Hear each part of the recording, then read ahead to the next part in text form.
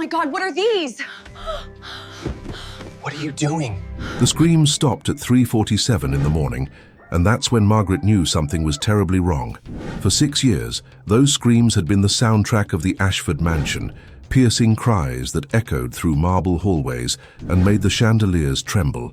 6 years of watching a 10-year-old boy waste away in a bed too big for his frail body, while an army of specialists from Boston to Switzerland declared him a medical mystery.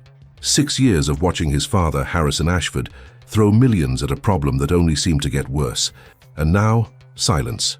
Margaret Chen had been cleaning the Ashford estate in Savannah, Georgia for 3 months. She wasn't supposed to enter the boy's room. That was the domain of nurses, doctors, and his stepmother, Victoria. But Margaret had learned something in her 62 years of life. The truth often hides in the places people tell you not to look. Young Silas Ashford was dying. Everyone knew it. The doctors had stopped using words like treatment and recovery. Now they whispered about comfort and time. His father had aged a decade in the past year alone, his once commanding presence reduced to a hollow shell that wandered the mansion like a ghost. Victoria, his second wife of 4 years, played the role of the devastated stepmother with practiced perfection. Always at Silas's bedside during the day, always composed, always saying the right things to the parade of visitors who came to pay their respects to a child who wasn't dead yet. But Margaret had cleaned enough houses, seen enough families, to know when something didn't fit. She'd noticed how Silas's symptoms always worsened after Victoria's evening visits. How the boy would be relatively peaceful in the morning, only to deteriorate as the day progressed. How Victoria insisted on preparing his meals herself, trusting no one else with her stepson's special dietary needs. The other staff loved Victoria. She was gracious, generous with Christmas bonuses, always remembered birthdays. But Margaret had learned to trust the spaces between words, the moments when people thought no one was watching. And in those moments, she'd seen Victoria's smile fade into something cold, calculating. Tonight, Margaret had been cleaning the second-floor study when she heard Victoria's heels clicking down the hallway, moving away from Silas's room earlier than usual. Through the window, she watched Victoria's silver Mercedes pull out of the circular driveway. Harrison was in New York on business, desperately meeting with one last specialist. The night nurse had called in sick, and the replacement wouldn't arrive until morning. For the first time in 3 months, Silas was alone. Margaret's hands trembled as she pushed her cleaning cart down the hallway. The door to Silas's room was slightly ajar, and the silence from within was suffocating. She'd heard the monitors beeping before, that steady rhythm that meant life was still fighting. But now there was nothing. She shouldn't go in. It wasn't her place. But something deeper than duty pulled her forward. A grandmother's instinct. A lifetime of seeing injustice and learning to recognize its face. The room smelled of antiseptic and something else. Something bitter that Margaret couldn't quite place. Silas lay motionless in the hospital bed, his breathing so shallow she had to move closer to see if his chest was moving at all. At 10 years old, he should have been playing baseball, riding bikes, causing trouble. Instead, he looked like a porcelain doll, his skin translucent, dark circles carved deep beneath his closed eyes. Margaret had cleaned this room dozens of times, always quickly, always supervised. But tonight, she really looked. She saw the row of medication bottles on the nightstand, far too many for a child. She saw the locked cabinet where Victoria kept Silas's special supplements. She saw the fresh flowers Victoria brought every day, always the same exotic purple blooms that Margaret had never seen anywhere else. And then she saw something that made her blood run cold, a single purple petal on the floor, partially hidden under the bed frame. Margaret knelt down, her knees protesting against the hardwood floor. She pulled out her phone, turning on the flashlight, and aimed it under the bed. What she found there would shatter everything the Ashford family believed, expose a darkness that had been hiding in plain sight, and set in motion a chain of events that would either save Silas's life or destroy what little time he had left. Before we continue with Margaret's discovery, if you're listening to this story, I need you to do something important. Hit that subscribe button right now. These stories reach people who need them most, and your subscription helps us share more truth. Now let's find out what Margaret discovered. The beam of light revealed a small collection of items carefully hidden in the shadows. A notebook with pages of handwritten notes, several empty vials with medical labels, and a leather-bound book that Margaret recognized immediately. It was Harrison's mother's journal, the one that had disappeared after her mysterious death 4 years ago, just months before Harrison married Victoria. Margaret's hands shook as she reached for the notebook. The first page made her stomach turn. The second page made her understand. By the third page, she knew she was holding evidence of something so evil, so carefully calculated, that it had fooled everyone, including some of the best doctors in the world. Margaret's fingers traced the handwriting in the notebook, Victoria's handwriting, but these weren't social pleasantries or household reminders. These were calculations, dosages, timelines, a methodical record of poisoning. The notebook detailed everything with chilling precision. Dates, times, symptoms observed, adjustments made. Increased evening dose. Subject showed resistance. Modified delivery method through herbal tea. More effective absorption. Symptoms convincingly mimic rare autoimmune disorder. Doctors remain baffled. Subject. Victoria had referred to a 10-year-old child as a subject, like he was nothing more than an experiment in a laboratory. The poisoning had started small 6 years ago, shortly after Victoria had begun working as Silas's private tutor. Back then, Harrison had been a widower, still grieving the loss of Silas's mother to cancer. Victoria had seemed like an angel, patient, educated, devoted. Within a year, she'd become indispensable. Within 2 years, she'd become Mrs. Ashford. But why? Margaret flipped through more pages and found it in a newspaper clipping tucked between entries. It was an article about Harrison Ashford's will. According to Georgia law and the terms of Harrison's estate, if Silas died before reaching 18, the entire fortune would pass to Harrison's spouse, currently Victoria. But if Silas lived, he would inherit everything when he turned 21, with Victoria receiving only a modest trust fund. $80 million. That's what Silas's life was worth to Victoria. Margaret's phone buzzed. A text from Rosa, the night cook. "You still at the house? Thought you left at 9. Margaret glanced at the time. 11:47 p.m. She typed back quickly. "Finishing up the study. Heading out soon." She couldn't tell anyone yet. Victoria had spent years building her reputation, cultivating relationships with everyone who mattered in Savannah society. Who would believe a 62-year-old housekeeper over the beloved Victoria Ashford? Margaret needed proof that would be undeniable. She pulled out her phone and began photographing every page of the notebook. Her hands steadier now, purpose replacing panic. A sound from the hallway made her freeze. Footsteps. Confident, measured footsteps in heels that Margaret knew too well. Victoria had come back. Margaret's mind raced. She shoved the notebook back under the bed, but kept her phone, the photos already uploading to her cloud storage. She grabbed her cleaning spray and began wiping down the nightstand, trying to look natural, trying to control her breathing. The door opened fully and Victoria stood in the doorway, backlit by the hallway light. For a moment she was perfectly still, and Margaret saw something flicker across her face. Surprise, then calculation, then that practiced smile that had fooled so many. "Margaret?" Victoria's voice was honey-sweet, but there was something underneath it now, something sharp. "I didn't realize you were still here. What are you doing in Silas's room?" Margaret kept her voice steady. "I saw the door open, Mrs. Ashford. Wanted to make sure everything was tidy. The boy's been so quiet tonight, I got worried." Victoria moved into the room with fluid grace. She glanced at Silas, still motionless in the bed, then back at Margaret. "How thoughtful of you. But as you can see, he's resting peacefully. I came back because I forgot something." Her eyes swept the room, landing on the nightstand, the floor, the space under the bed. "Did you move anything while cleaning?" "No, ma'am. Just dusting what's on top." Victoria's smile didn't reach her eyes.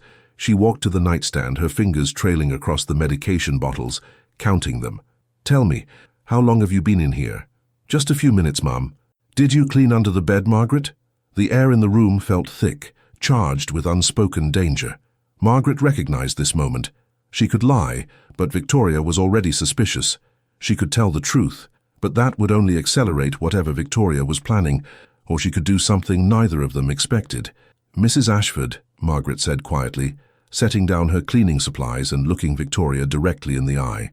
"I think we need to talk about what's really happening to Silas." Victoria's mask slipped completely. What replaced it was cold, calculating, and utterly devoid of warmth. "Is that so?" she said softly. "And what exactly do you think is happening to my stepson?" Margaret's phone was still in her pocket, the photos safely uploaded. She thought of her own grandchildren, safe at home. She thought of Silas, dying inches away from them, poisoned by the woman who was supposed to protect him. She thought of all the times in her life she'd stayed quiet, kept her head down, survived by being invisible. Not this time. "I think," Margaret said, her voice stronger than she felt, "that you know exactly what's happening. And I think it's time to call Harrison and tell him to come home. Right now." The silence that followed was broken only by the shallow breathing of a dying child and the sound of Victoria Ashford's careful world beginning to crack. Victoria's laugh was soft, almost musical.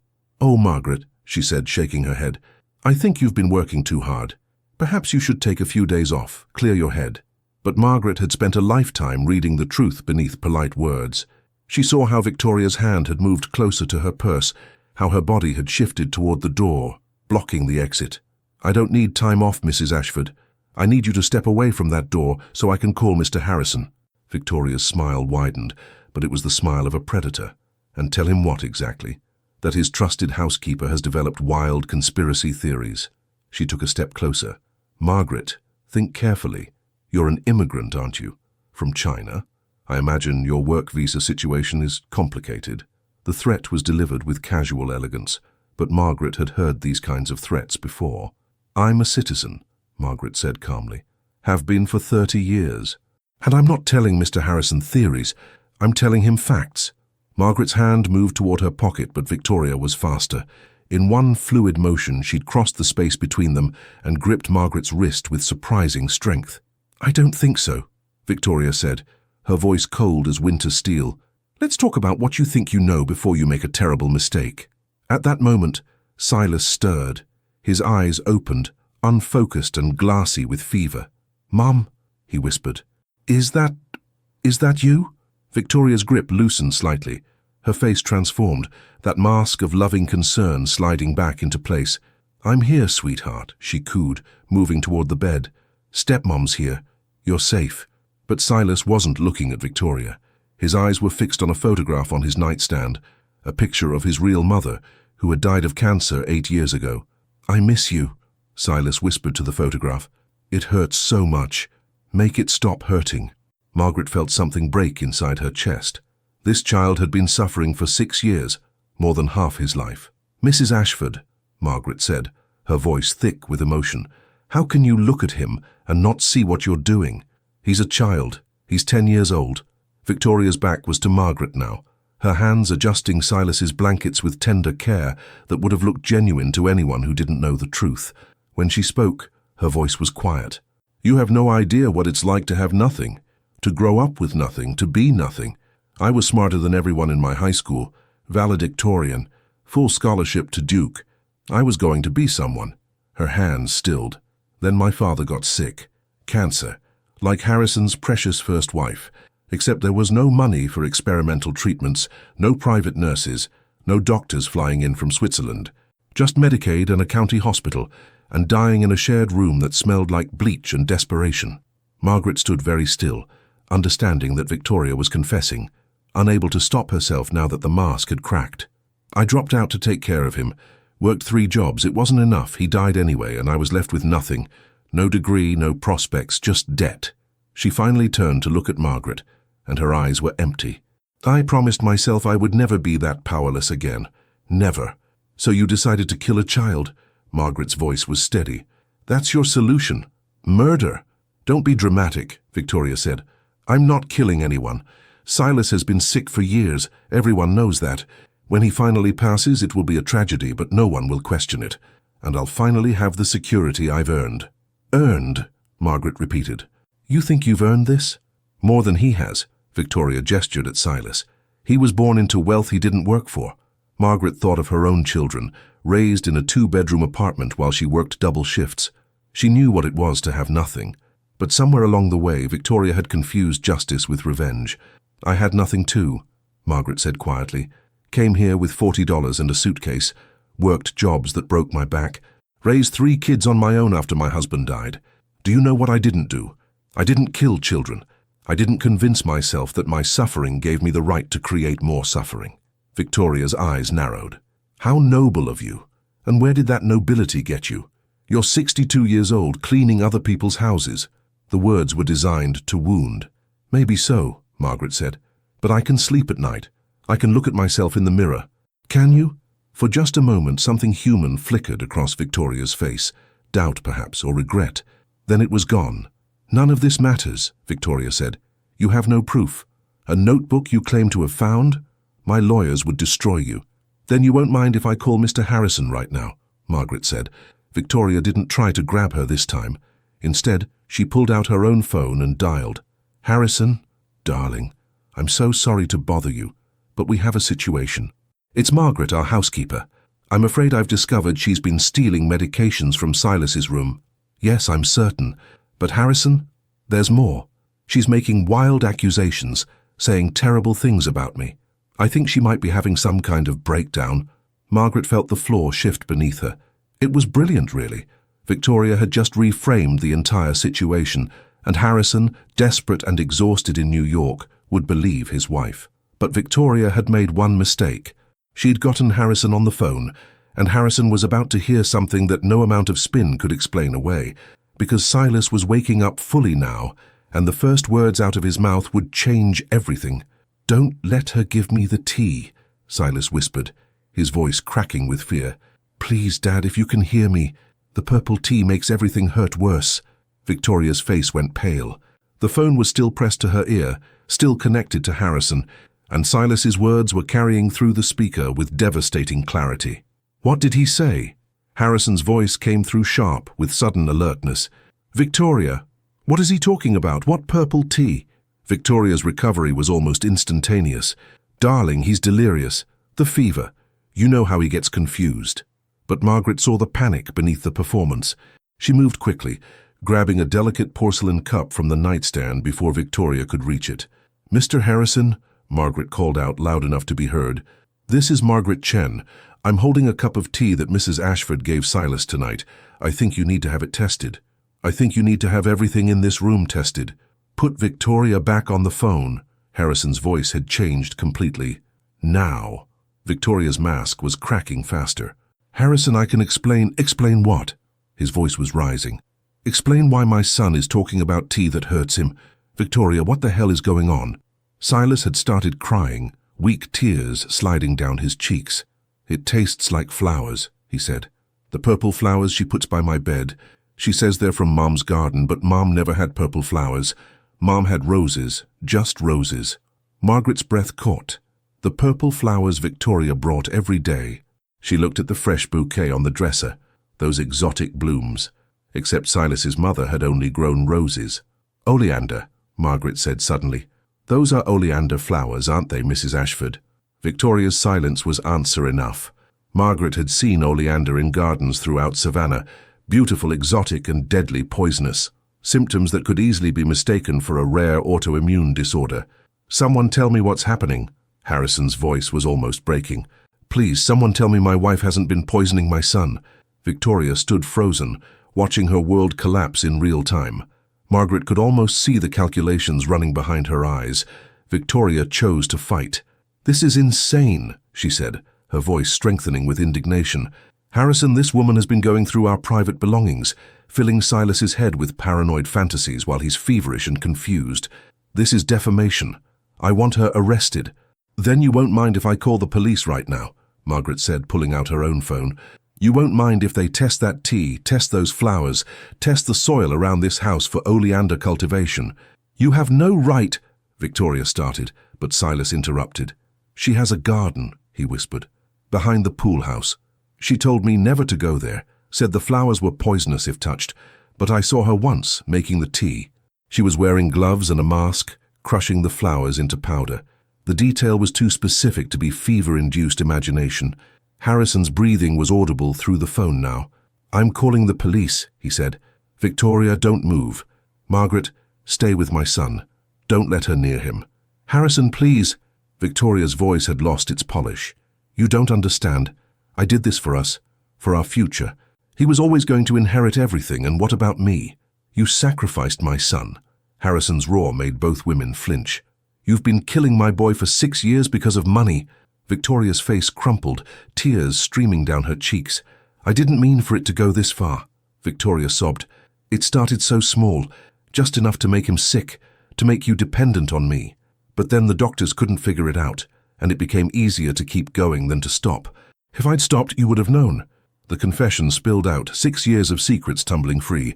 Margaret felt sick listening to it, the casual cruelty, the calculated escalation. "I called 911, Harrison's voice came through. "They're sending units now. Margaret, I'm getting on a plane. I'll be there in 4 hours. Don't let Victoria leave." But Victoria wasn't trying to leave. She'd collapsed into a chair, looking smaller somehow, diminished. "I grew up with nothing," she said again, but this time it sounded like a plea. It wasn't fair. "So you decided to make it less fair by killing a child?" Margaret's voice was hard. Victoria looked up at her, and for the first time, Margaret saw something real in her eyes. "I thought if I could just have security it would fill this emptiness, but it didn't. It never did. The more I had, the more terrified I became of losing it." Silas had closed his eyes again, exhausted. Margaret moved closer to him, placing a gentle hand on his forehead. He was burning with fever.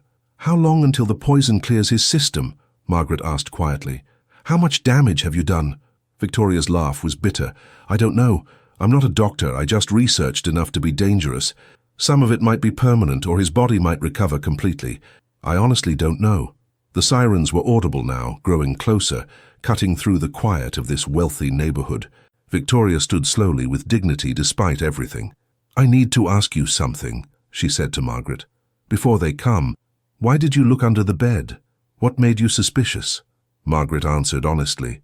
"Because you were too perfect, too devoted, too concerned. Real love has messiness, has frustration, but you never wavered, never complained, and I learned long ago that when something looks too good to be true, it usually is." Victoria nodded slowly. "I worked so hard on that performance. Every gesture, every expression. I made myself into the perfect stepmother, and you saw through it because it was too perfect." "That," Margaret said. "And you made one other mistake. You underestimated the help. You thought I was invisible. But invisible people see everything. We're in every room. We hear every conversation. We notice every detail." The police were in the house now, their footsteps on the stairs. Victoria had one more moment of freedom. "I'm sorry," she said, and Margaret couldn't tell who she was apologizing to. Then the door burst open, and Detective James Crawford entered with 4 officers behind him. He took in the scene quickly. "Mrs. Victoria Ashford?" he said formally. Victoria straightened her spine, lifted her chin, and became composed one final time. "Yes, you're under arrest for the attempted murder of Silas Ashford. You have the right to remain silent." As the detective read Victoria her rights, Margaret turned her attention back to Silas. His eyes had opened again, clearer now, as if knowing he was finally safe had given his body permission to start healing. "Is it over?" he whispered. Margaret squeezed his hand gently. "It's over, sweetheart. You're going to be okay now." But even as she said it, Margaret knew that wasn't entirely true. The physical healing might be possible, but Silas would carry scars that no doctor could treat. He'd have to live with the knowledge that someone he trusted had been slowly killing him. That kind of betrayal left marks that time couldn't erase. Still, he was alive. Against all odds, despite 6 years of systematic poisoning, despite doctors giving up hope, this child was alive. And sometimes, Margaret thought as she watched the police lead Victoria away, sometimes survival itself was a kind of victory. The ambulance arrived 12 minutes after the police. The paramedics moved with efficient urgency when they learned what they were dealing with. Margaret stood back as they worked on Silas, starting IVs, checking vitals. "We need to transport him to Savannah Memorial immediately," the lead paramedic said, a young woman named Keisha. "Oleander poisoning can cause cardiac arrest. We need to monitor his heart, run a full toxicology panel." Detective Crawford was still in the room. "Mrs. Ashford," he said, "if you have any information that could help the doctors treat Silas, now would be the time to share it. Cooperation could work in your favor." Victoria's eyes flickered to Silas being loaded onto the gurney.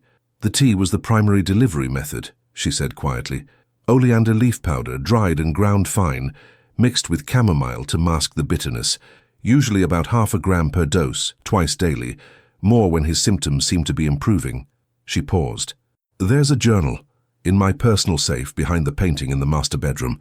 Combination is 07-15-2019. It has everything, dates, dosages, his reactions, adjustments I made. Give it to the doctors."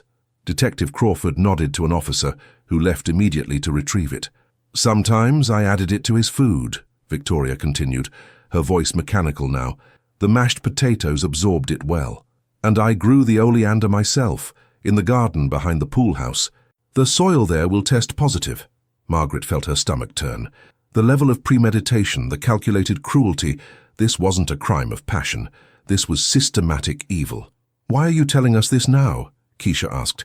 6 years of poisoning this child and now you want to help?" Victoria's laugh was hollow. "Because it doesn't matter anymore. Margaret photographed the notebook. I saw her phone uploading. The evidence exists.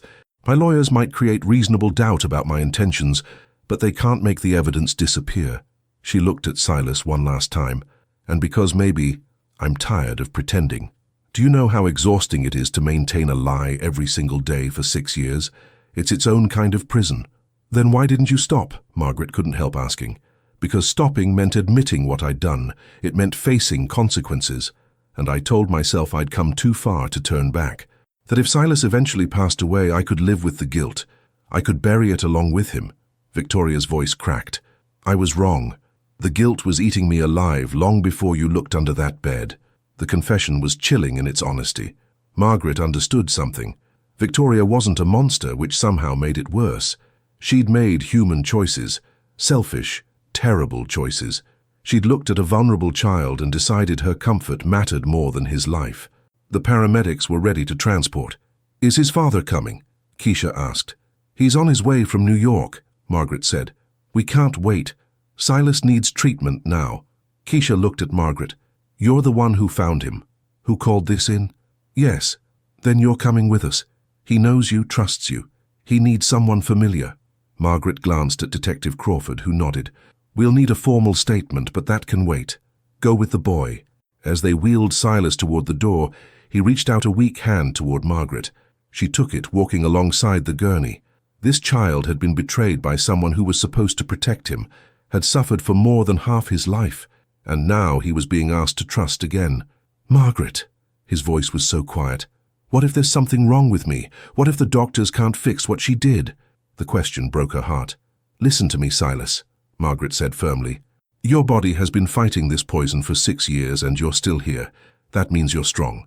The doctors are going to help you heal, and your father is coming home, and you're never going to have to be afraid of purple tea or purple flowers ever again." A ghost of a smile touched his lips.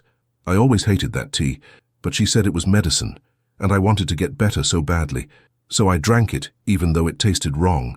"That's not your fault," Margaret said fiercely. "None of this is your fault. You were a child trusting an adult. That's what children are supposed to do."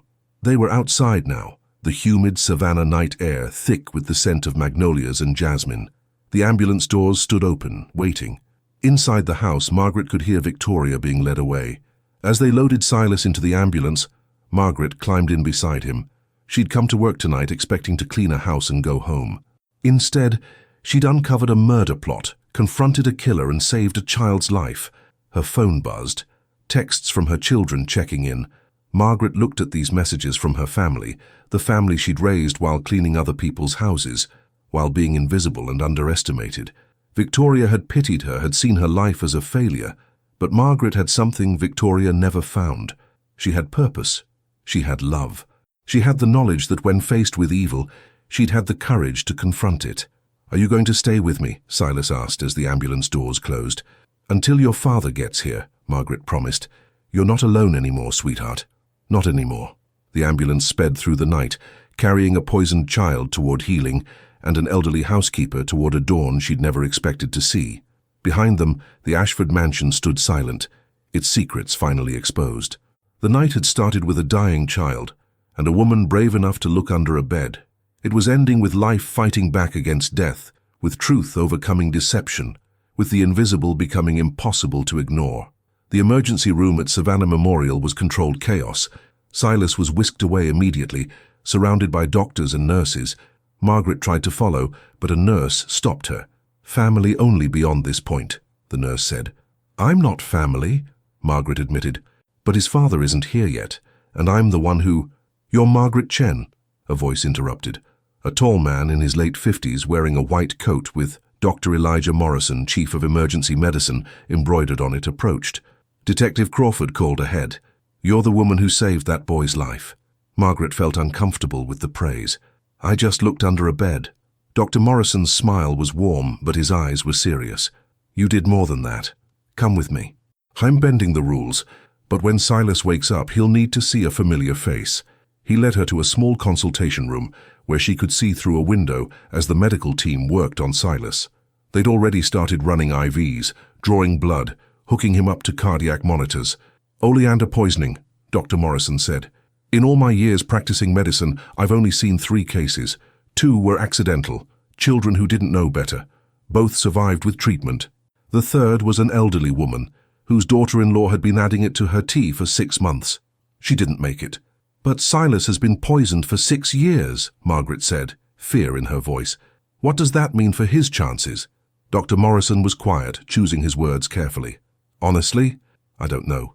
The human body is remarkably resilient, especially a young body. But 6 years of exposure," he shook his head. "We're looking at potential permanent damage to his heart, his nervous system, his kidneys. We won't know the full extent until we run comprehensive tests." Through the window, Margaret watched as they placed electrodes on Silas's chest, the cardiac monitor showing an irregular rhythm. "But he will survive?" "If we'd gotten to him even a week later, I'd be having a very different conversation with you. As it is, he's critical but stable. The fact that his stepmother kept detailed records actually helps us. We know what we're dealing with." Dr. Morrison looked at Margaret with awe. "You found those records?" "I found a notebook under his bed, photographed every page before Victoria came back." Margaret pulled out her phone, showing him the cloud folder with dozens of images. "Detective Crawford has the original now." Dr. Morrison took her phone, scrolling through the images, his expression growing darker. "This is meticulous. Dosages timing symptom progression. She was treating him like a lab experiment." He looked up. "How did you know to look under the bed?" Margaret thought back to those accumulated observations. Lots of little things. The way Victoria was always too perfect. The way Silas would worsen after her visits. The purple flowers she brought that she claimed were from his mother's garden, but his mother only grew roses. Margaret paused. "There was a night about a month ago. I was cleaning late, and I heard Victoria on the phone.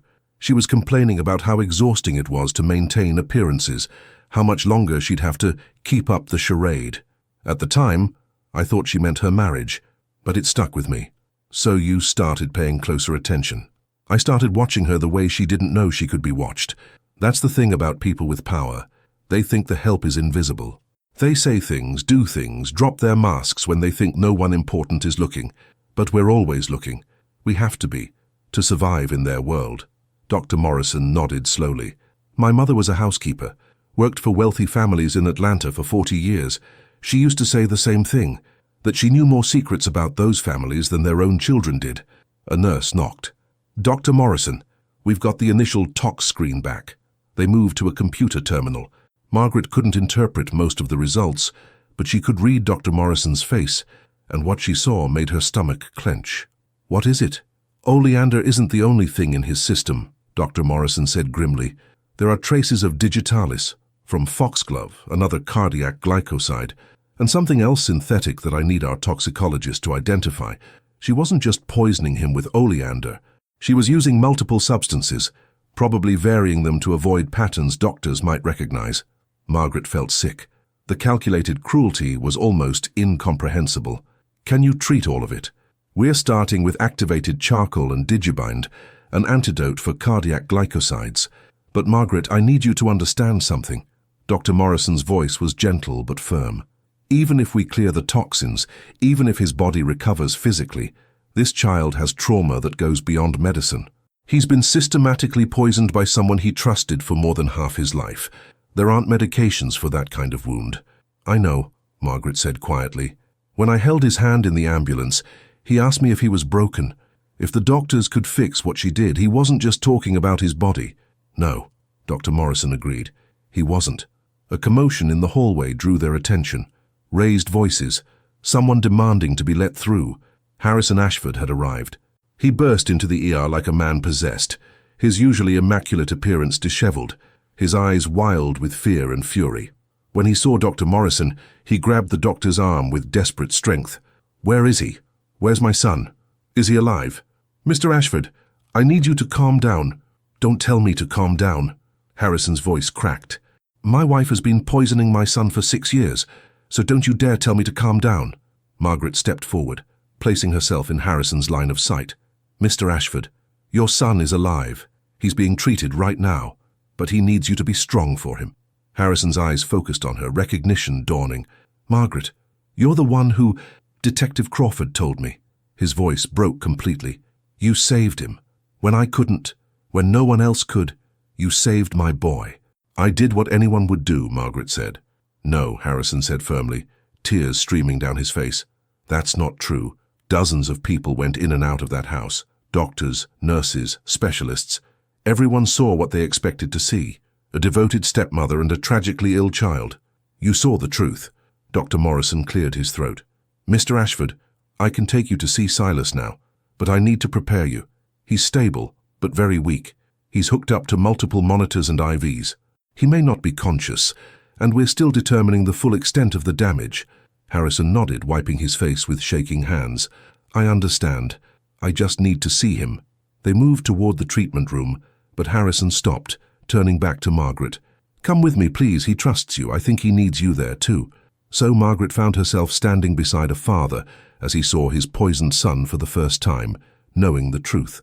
The sound Harrison made when he saw Silas was barely human, a wounded animal noise of grief and rage and love all mixed together. He collapsed into the chair beside the bed, taking his son's hand with infinite gentleness. "I'm so sorry," Harrison whispered, over and over. "I'm so sorry I didn't see it. I'm so sorry." Silas's eyes fluttered open, unfocused but aware.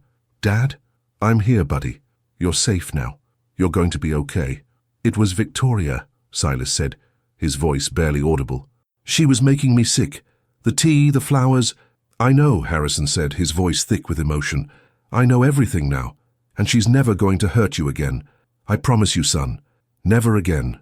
Margaret watched from the doorway as father and son held on to each other, both crying, both broken, but together. She thought about leaving, giving them privacy, but Silas's eyes found her. "Margaret stayed with me," he told his father. "When I was scared, she stayed." Harrison looked at Margaret with gratitude mixed with something deeper, something like recognition of a debt that could never be repaid. "Thank you," he said simply. "Thank you for seeing my son when I was blind." 3 years later, Margaret stood on a stage at the Savannah Convention Center, looking out at 500 domestic workers, housekeepers, nannies, caregivers. The Silas Ashford Foundation had grown beyond expectations, operating in 12 states and training thousands of workers to recognize and report abuse. Margaret had become the foundation's executive director. "When I started cleaning houses 40 years ago," Margaret said into the microphone, "I thought my job was simple. Make things clean, stay quiet, and be invisible. That's what we were taught, wasn't it? Don't make waves, don't get involved." Heads nodded throughout the audience. "But here's what I learned. We're not invisible, we're ignored. There's a difference. Being invisible means you can't be seen. Being ignored means people choose not to see you. And the moment we understand that difference, the moment we refuse to accept being ignored, everything changes." She told them Silas's story, the small observations that accumulated, the moment of decision when she could have walked away but didn't, the fear and doubt. "I'm not telling you this story to make myself a hero," Margaret said. "I'm telling you because each of you has the same power I had. You see things others don't. You're in homes, in private spaces, in moments when people drop their masks. You have the opportunity to notice when something's wrong, when a child is being hurt, when someone vulnerable is being abused." She paused. "But seeing isn't enough. We have to act. And that's scary. When you speak up, you risk your job, your income, your reputation.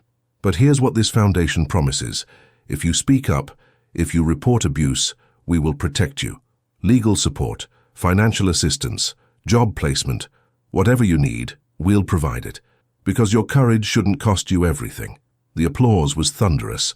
After her speech, Margaret spent hours talking with attendees, hearing their stories, their fears. She listened to a nanny who suspected abuse, but was terrified of losing her work visa. She counseled a housekeeper who'd found evidence of elder abuse. She embraced a caregiver who'd spoken up and been fired. You did the right thing, Margaret told each of them. The cost was high, but you did the right thing, and we're going to help you rebuild. That evening, Margaret returned to her home, still small, still modest, but paid off now. Her daughter had insisted she move somewhere nicer, but Margaret refused. This house held her memories, her history. Silas came by for dinner, as he did every Tuesday. He was 14 now, tall and healthy, playing varsity baseball and getting straight A's. He'd been accepted into a summer program for teens interested in social work. The trauma hadn't disappeared. He still saw a therapist weekly, but he'd learned to carry it without letting it define him. "How was the conference?" he asked, helping her set the table. "Good. Exhausting, but good. We trained almost 600 workers. That's 600 more people who know how to spot abuse and report it safely." Silas smiled, that quiet smile that held more wisdom than most teenagers possessed. 600 more people like you. People who'll look under the bed. "Hopefully 600 people braver than me," Margaret said. "I was terrified that night. But you did. That's what matters." Silas paused. "I've been thinking about Victoria lately, about why she did what she did." This was new. For years, Silas had refused to talk about Victoria. "What have you been thinking? That she was broken? Not in a way that excuses what she did. Nothing excuses that. But broken in a way that made her incapable of seeing me as a real person. I was just an obstacle to her." Silas looked up, his eyes clear. "My therapist says that's what happens when people's pain turns inward and becomes toxic. They can't see past their own suffering." Margaret was impressed by his insight. "That's very mature of you." "I'm not saying I forgive her," Silas clarified. "I don't know if I ever will, but I'm trying to understand her because understanding helps me let go of the anger. I don't want to be bitter. I want to be better." "You are better," Margaret said softly. "You're one of the best people I know." They ate dinner talking about normal things. His upcoming game, her meeting with donors, a movie they wanted to see. But underneath was the bond they'd forged in that hospital room, a connection that trauma had created, but love had sustained. After Silas left, Margaret sat on her porch in the cooling evening air. Her phone buzzed, a message from Harrison. "Board meeting next week. We're expanding to 3 more states. Your vision is changing the world, Margaret." She smiled. Her vision. That was generous, but the truth was simpler. She'd just believed that every person mattered, that every child deserved protection, that the people society ignored often saw the truths society wanted to hide. A car pulled up. A young woman Margaret didn't recognize. She emerged carrying a folder. "Ms. Chen, I'm sorry to bother you at home. My name is Rosa Martinez. I'm a housekeeper in Charleston, and I think something's wrong at one of my clients' houses. I found your foundation's information online. I didn't know who else to call." Margaret gestured to the chair beside her. "Sit down. Tell me everything." As Rosa described her concerns, an elderly man whose bruises didn't match his explanation, medications disappearing, a daughter-in-law who isolated him, Margaret listened with careful attention. She asked questions, took notes, helped Rosa understand what evidence to document and how to report safely. "You're doing the right thing," Margaret told her. "It's scary, I know, but that man needs someone to see him. You're that someone." Rosa's eyes filled with tears. "What if I'm wrong? What if I lose my job over nothing?" "Then the foundation will help you find another job. But Rosa, what if you're right and you do nothing? Could you live with that?" Rosa shook her head slowly. No, I couldn't." "Then you already know what you need to do." After Rosa left, promising to document everything and contact the Foundation's legal team, Margaret remained on her porch as stars emerged in the darkening sky. This was her life now, helping people find courage, providing support that made speaking up possible, creating a network of protection for those who protected others. It wasn't the life she'd imagined when she'd emigrated from China with $40 and a suitcase.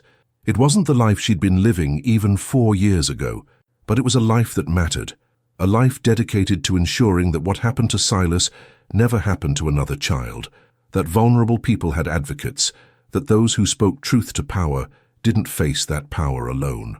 Her phone buzzed again, a news alert. Victoria Ashford had been denied parole at her first hearing. She would serve at least 5 more years. The article included a photo of Victoria in prison clothing, looking older and smaller than the polished socialite who'd poisoned a child.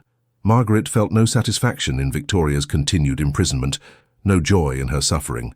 But she felt justice in it, the understanding that actions had consequences, that evil would eventually face accountability. She thought about writing to Victoria, had considered it many times. What would she say?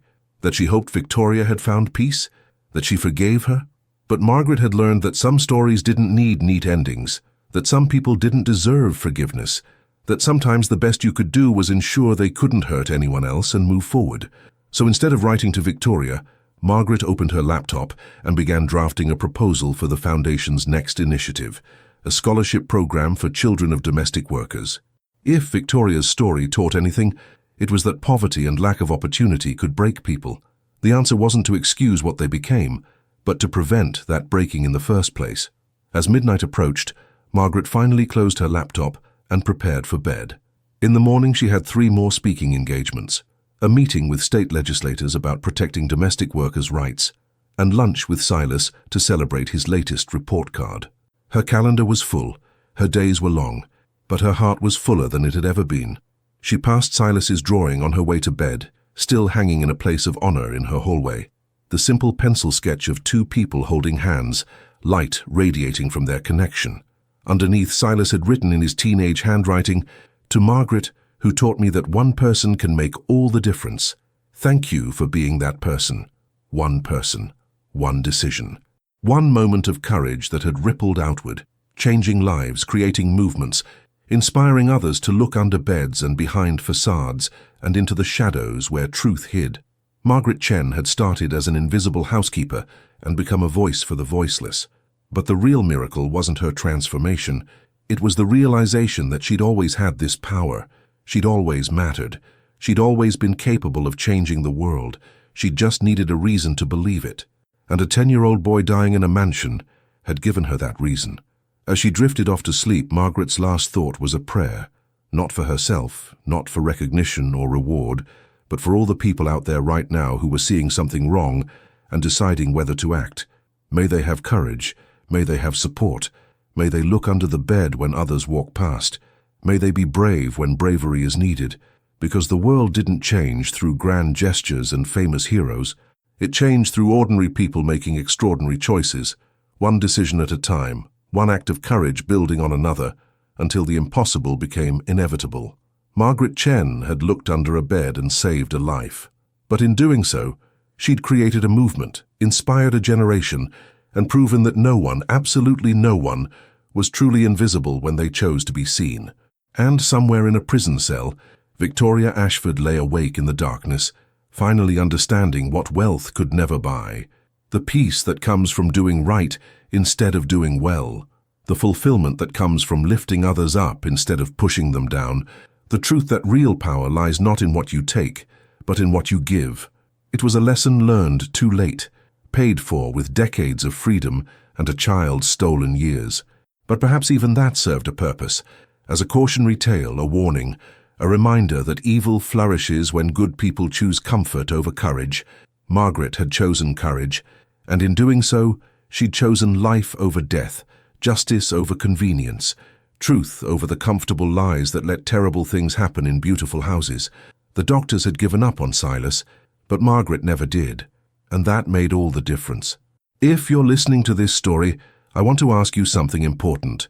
Where are you hearing this from? What corner of the world are you in right now? Please leave a comment and let us know.